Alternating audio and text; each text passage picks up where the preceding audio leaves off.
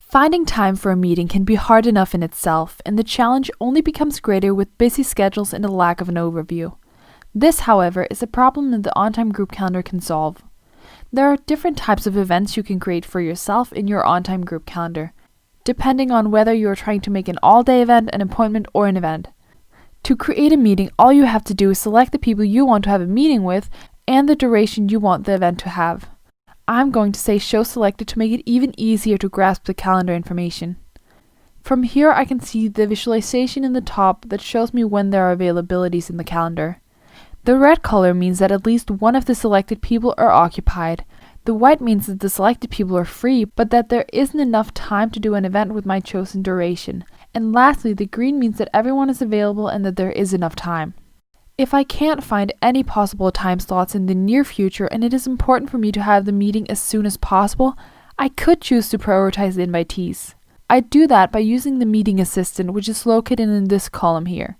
If I deselect people here, it means that their calendar won't be taken into consideration when trying to find a time slot, but with them still receiving the meeting invite and thereby being able to decide themselves if they should attend. As you can see, it frees up a lot of time if I choose not to take everyone's calendar into consideration. Now that I have a visualization of the calendar, I can just drag and drop in the calendar to create a meeting. When I drag, the event is green unless I interfere with other things in the selected calendar. When I'm happy with the time slot, I can just release and I can then fill out all the meeting details.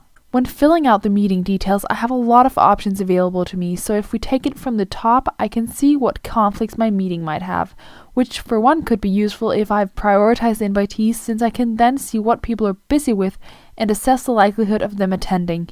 I can also use the Find Free Time button if I'm not happy with the time slot I ended up with. This way I can get a list of times I could do the meeting instead, all with the same duration as I have chosen for the meeting. Now, if I move down to the main section of the event details, I can choose what kind of event I want it to be, whether it is a meeting or an appointment. I can then choose if I want the event to be marked as private, if I want to set an alarm before the meeting, or still have my calendar show me as available despite the event. I can then fill out the meeting subject.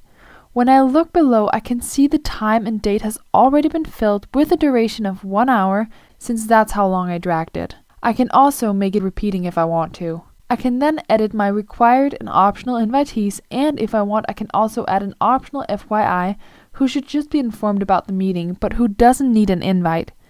I can book rooms and resources directly from here, so I might, for example, want to book a room in London for the meeting. This is very easy to do, and if changes are made to the meeting, it could be that it was moved, the room booking will automatically be updated without me having to worry about it. I can also add a category to the meeting. This determines which color the event is going to have in the calendar, so in this case I'm putting it in the project category.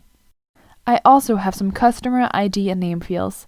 These represent the possibility to create custom fields in OnTime, if you have some special requirement for meeting details in your company. This can all be done from the OnTime admin client.